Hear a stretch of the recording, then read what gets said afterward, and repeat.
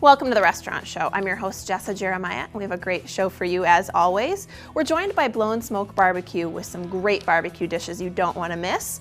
We've got New Glarus Bakery joining us with some delicious fall cookies. And we're talking German food with Freiburg Gastropub. It's all on your guide to the best restaurants in town so you can skip the rest and enjoy the best. We'll tell you where to go coming up on the Restaurant Show. This episode of The Restaurant Show brought to you by AccuClimb Mechanical Services.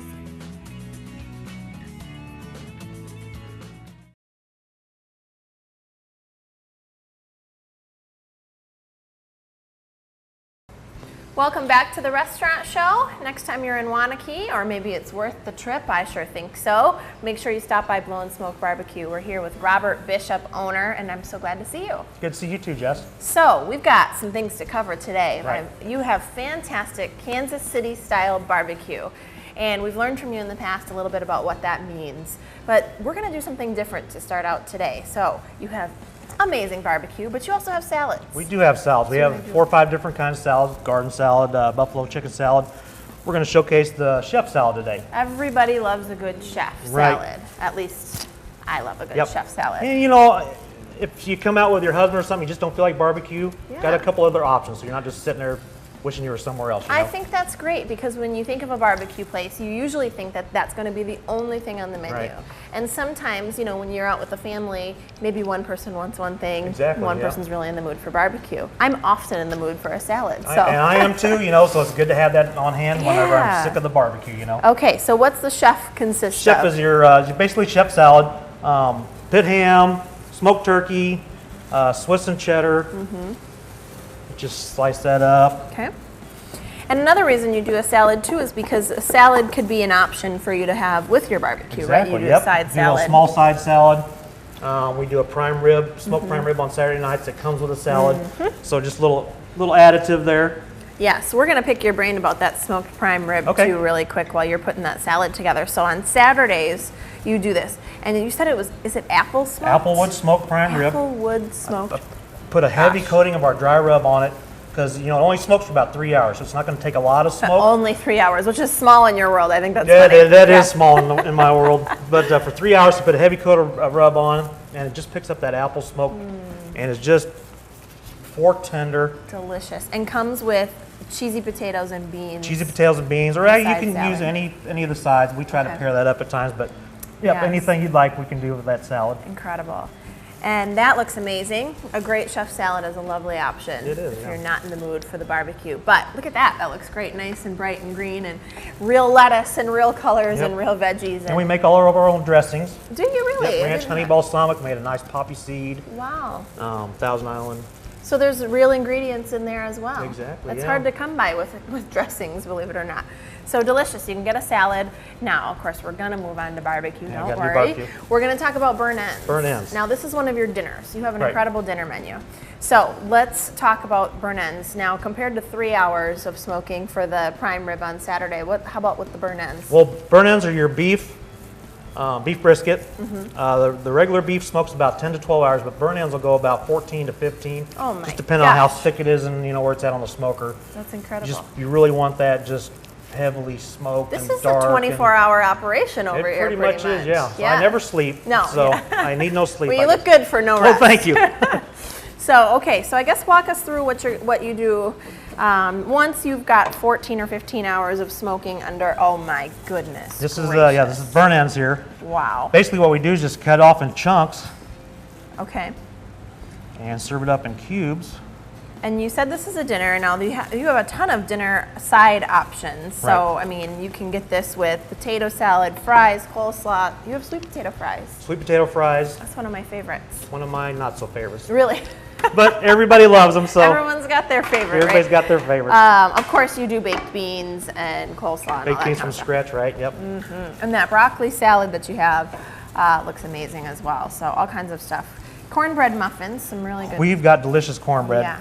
Put a little extra sugar in there, kind of dull them up just a little bit. Yes. But they're delicious. My staff can't keep their hands out of them, but that's okay. So I'd rather give them cornbread, I think, than beef brisket for their shift meal. So if you're looking for a job and you love cornbread, no. this season.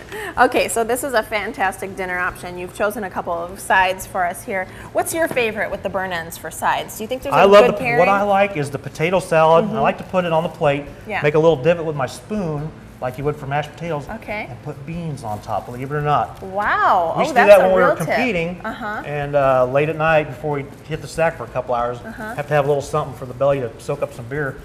And we do potato salad and beans. And tricks of the trade. That's a great trick. I love that. I'd never done that before. Okay, so you make a little spoon hole. Just like where you put your gravy, you put beans in instead. So you got your cold potato salad and your hot beans, and it's just really kind of tasty. So if anybody wants to try that, just let me know. We'll hook you up. This is why Robert's won all these awards, all these great ideas. Okay, so that's fantastic. And I want to talk a little bit about your menu as a whole too, because we've kind of talked about there's some variety, there's salads, you've obviously got great dinners, you've done some of your specialty sandwiches for us before. So good. Amazing. Some really great appetizers. You even have a kids menu. We do. So the whole family really can come out. The kids are welcome. And you have a lovely patio outside, weather permitting, of course, where the whole family can sit and you can even bring your pup. Bring your pup along if you want. Yeah. So really the whole family, even the dog. A lot of them just stroll down with their bicycles and strollers and head on over. Out. Everyone's welcome. It's a beautiful space out here in Wanakee. And I want to make sure we mention too, in case you don't know, they do offer catering. We do a lot of catering. No parties too small, too big. So catering for parties large and small. We have excellent catering prices. Yeah, I was just going to say, looking at your menu, and everything on your menu is incredibly reasonable. And if you break it down by the hour, for how long you've smoked it, then you're really talking. No, but I just think it's incredible because all the prep and all the work that you put into it, and you really try and make everything from scratch. Your expertise and winningness in this category and in this industry, and then you offer fantastic prices for folks to come out and enjoy, really at a great price. So I think that's it's kind of a passion. Anybody that's into the restaurant business, it's a passion because the hours stink. Stressful, all that, but especially when you're doing your own kind of food, my own recipes, it's just no problems then, Well, yeah, you get to share that with folks at home and get all the fantastic feedback and feel good about that. So make sure you come out and see these guys out here in Wanakee. Right. And tell people where you are exactly. We're at 113 in Arboretum, about a quarter mile down Arboretum, right in front of a residential area. Yeah, in a lovely neighborhood and a lovely space, lovely building, and you are just lovely yourself, well, Robert thank Bishop. You, so are you, Jess. Owner of Blow and Smoke Barbecue. Thanks for joining us. We're going to be back with more Restaurant Show after the break. When we return, we are checking in with the New Glarus Bakery. It's time for sweets.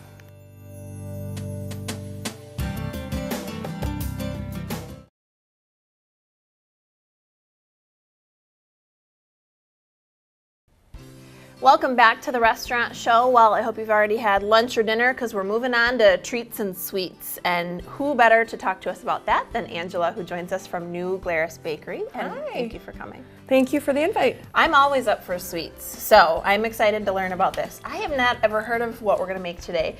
I'm going to give it a whirl, but it's shusola. Shusola, and I know you've heard of these. Okay.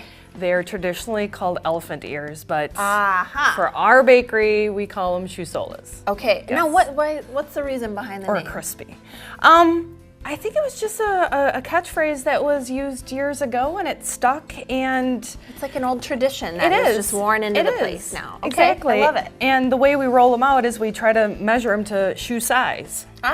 Okay, perfect. So yeah, so we're ready to go. There's a rhyme to the reason. There's a reason to the rhyme. Exactly. I love it. Exactly. Fantastic. So walk us through what we're going to do here. Is this something? How tough is this? It already looks complicated. You've got all kinds of things swirled in here. Yeah. Have you ever made cinnamon rolls at home? I haven't. Okay, so when you make cinnamon rolls, you roll out the dough to a certain thickness and you douse it with cinnamon and sugar mixture. Okay. And then you roll it up. Okay, gotcha. So we do that with our shusolas. Yep, same concept. In fact, if you could see, we add pecans to the inside of ours. Oh, thank you. I love a good pecan. Yes, okay. they are awesome. So what we do is we roll them up with pecans, and if you notice, the layers are pretty tight all the way around. Yeah, I see that. Yeah, and we actually make these a day before we actually roll them. because the dough needs to chill. It needs to relax, kind of calm down after being worked on. Otherwise, it's not gonna flow on the sheet like I will show you. It's so interesting that you say that, because we were talking before we started, and we'll touch on this in a second, but each item really has sort of a timeline in which you need to start. It does. So certain things need to sit for a day or even longer to be sort of at the right place. And so this is a day before process. When we actually do this, yes. Okay. To start from the beginning, this is made out of our own signature puff pastry. Not everybody makes their own puff pastry items. They could buy it from the store and make their own at home, which would work great too. But sometimes when you buy a crispy or an elephant ear, it's made with a Danish dough, which is, it's multi-layered, but it's not as flaky, it's not as crunchy. It's a little more on the chewy side. But we use our puff pastry dough, and our puff pastry actually needs to be made about 2 days in advance as well. So really this is a several day process before we get it to you. Wow, okay. So we didn't start on day 1. We're actually kind of coming in on day three. 3. Okay, we are for on the sake day of time 3. and you at home. Yeah, all right, perfect. I love it. So what we do is, if you've been to the shop and you see these on the trays, they're usually massive. And it has a lot of sugar on there. And we actually weighed it too, is that by the time it's all done and said, there's about almost a quarter pound of sugar on these things. Is there really? Yes, but people love them, absolutely love them.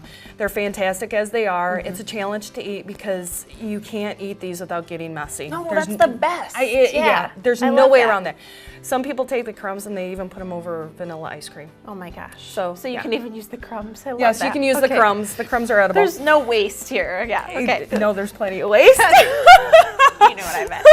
All right, so that's fabulous. So we plop it right in the sugar. Yes, and the sugar we reuse, as you can probably see, there's some pecan pieces in there. Okay, so we don't waste a whole lot. So we're gonna plop it in the sugar, and then I'm going to bury it. This is almost like a beach sand project yes, now. It is. Yep. You can get the kids involved. Very heavy rolling pin. Oh my goodness, may I? You can do curls. Yes, all right, yes. Multi-purpose. This is the workout day. So we're burn off your calories before you even have one. Exactly. So I'm going to roll this guy out. Ah, how fun is that? Right into the sugar. Yep. Okay. Beautiful. And then I'm going to maneuver this about guy. shoe size? Yeah, we're getting there. Say so. We're getting there. Yeah. Depending on your feet. Yeah. So. I love a good eyeball measure too. About shoe size. Yeah. You don't need a measuring tape. Just approximate. Okay. So we're rolling it right into the sugar. Beautiful. And I'm actually going to flip this around. We're making a baby one today. I think it's cute. Yeah. We're just going to kind of give it some girth. Okay, so I'll get a little wider there. Yep. So we're all done. A nice piece of dough. Beautiful. You make it look so easy. And then we're going to plop it on a pan, and then we bake them. They bake for about 20 minutes. Okay. And that's what they end up looking And here like. they are. Yep. And now, yes, more familiar with this right here. Yes. The traditional elephant ear. Yes, they're exactly. traditionally called, but Yes. Shoe Sola at New Glarus Bakery. Yes. Fantastic. Now, holidays are coming up around the corner. Yep. Well, there's an item that I'm greatly looking forward to. I've already picked Angela's brain a little before we started about this. It's the holiday stollen. Exactly. Okay, first of all, what is this? Because this needs a little bit of introduction for me. Yes. It is a 1 pound, 8 ounce loaf that we make with marzipan, a lot of butter, spices from Europe, and we have our rum soaked raisins and more almonds. This is like a hearty, rich holiday treat. Yes, it is. It is. And we form it into a loaf, but before we finish that loaf off, we add a strip of marzipan, which is almond paste. And we put the strip in there, and then we seal it, and then we proof it, and we bake it. And then the finale is dipping it in a big vat of butter and powdered sugar, and then we package it up. And then we freeze it, and we try to keep it in the freezer for a good 2 to 3 weeks, because like a fine wine, you have to let it mellow, ferment a little bit, or, you know, become more flavorful. Sure, well that's what it's in there doing, right? I mean, Exactly. it's essentially marinating in all of its flavors. But that's so interesting to me that it's 3 weeks is really the process. We try, yes. We do 186 loaves in a day. And we have our little assembly line going, and we hand roll every single one. There's not a machine that does any of that. We cut the dough through a machine, however, we hand roll every single one. And myself and my night baker, Eric, he and I have been a staple of this tradition for 12 years. Prior to that, Howard and Nancy Weber had the bakery, and they started the Stollen tradition about the time frame that they took over the bakery in the late 70s. That's incredible. Well, I greatly look forward to that one. Not only can you get it at the bakery, but you're also shipping these too, so great gifts. We do. As of November 1st, it's available. We ship United States wide.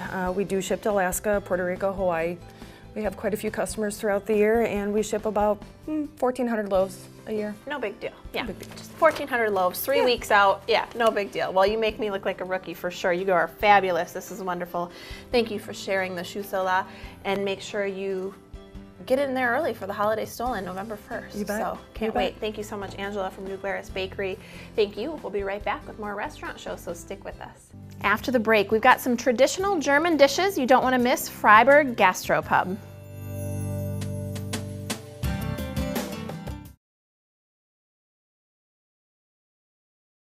Welcome back to the restaurant show. I've got quite the treat for you today. I'm going to learn a thing or two. I have a feeling. We're talking about Spätzle and Wiener Schnitzel. And joining us today is Aaron Miller from Freiburg Gastropub. Thank you for being here. It's great to be here. I'm going to learn a lot, and let's dive right in. Let's dive in.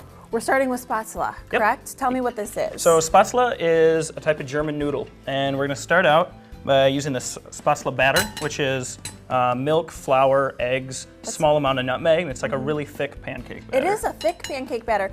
My favorite part about this process already is that we get to use cool tools. Yeah. So I'm enjoying it as we go. But what is this tool? Do you know So what this this is is Spätzle press, but you Okay. can also This is a press specifically for this dish. so yeah, so this one is designed specifically for Spätzle, Look but at you that can come out. totally use it for something else. I'm You can use it for potato impressed. ricing, or it's a kind of an all-around kitchen tool. You can even we even occasionally will use it for just like juicing citrus and stuff like that. Oh, It's really a interesting. great press for something like So you that. kind of swirled it around in there. Is there a rhyme or reason for that? Okay, so what we're trying to do is as the batter goes into the pot, we want the little noodles to separate out. Oh, okay, so they don't get smushed together. Exactly. I'm making up words here today as well, so but that's great. That looks like a fun process. Okay, now Spätzle. This is a German dish, you said. Are there different kinds? Is this a specific kind? Yeah, so there's sometimes variations in the size and shape. This particular one is one that I learned when I went to Freiburg, the city, not the restaurant, which is in the southwestern portion of Germany. Okay. Also, it's the Black Forest region. Look at that. And so we're pulling these noodles That out. doesn't take long. No, so they're just in there for about a just minute. bit. Okay, So we're pulling them out just to let them dry out on here. interesting. All right.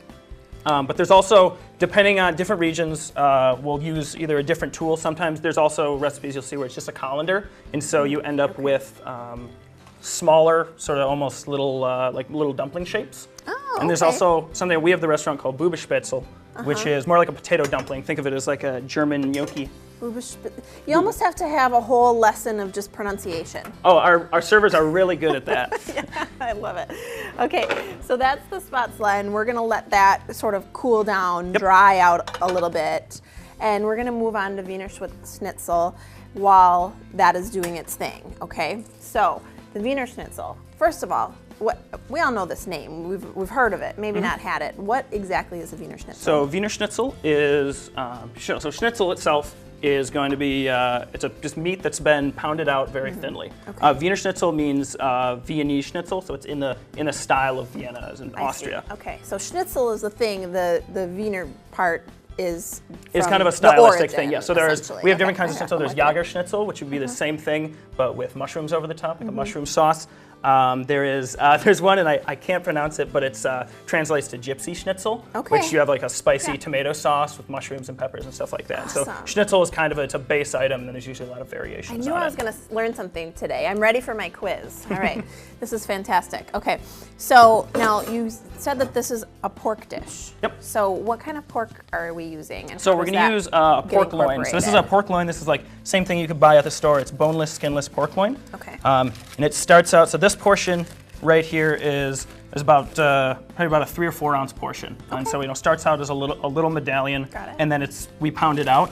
Wow. Okay, so it's really nice and tender. Yep, exactly. And that's kind of the idea behind these dishes. There you can use these maybe Now not you're salting? Yep, so I'm just salting it right now. Okay. But you can use some of these not naturally tender dishes or tender food items. They just pound them out, and it's a really quick cooking process. And so you can Gotcha. use maybe cheaper cuts of meat that you can find at the store. I know, and I'm impressed at how much you're doing in a short segment. So that's helpful that they're smaller and shorter. Okay. Oh, definitely. I gotcha.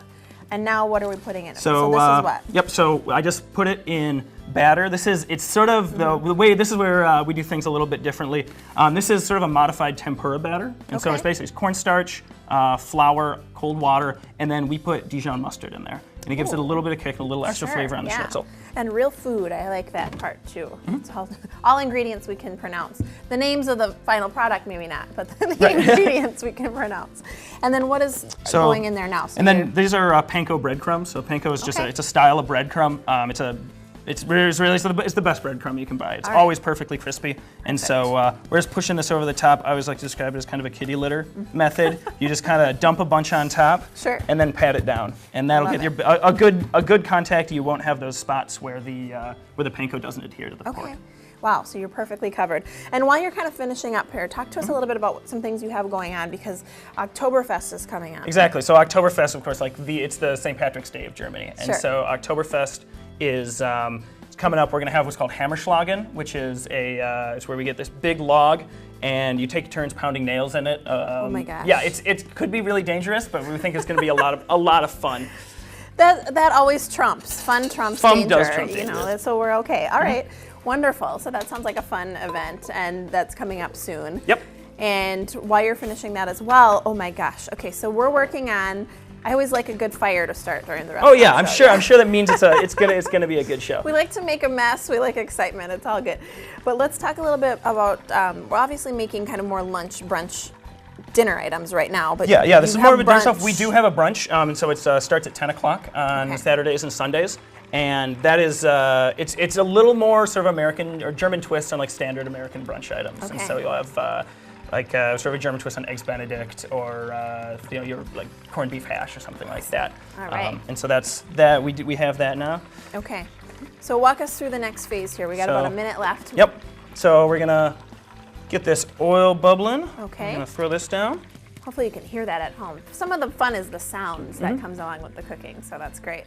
Got that going? Yep, so then we kept our spätzle in a warm place over here. Is this what you're like in the kitchen? This You is gotta keep exactly, moving. it's totally happening. chaos.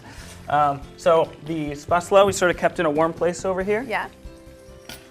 And we're just gonna serve a little pile of that up. Okay, beautiful.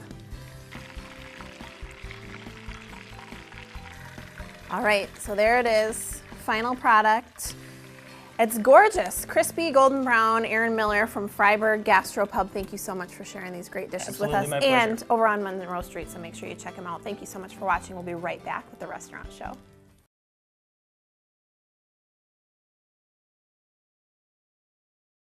Thanks so much for joining us. I had a great time checking out all these great local spots. Hope you did too. I'm Jessa Jeremiah, reminding you that life is too short to eat average.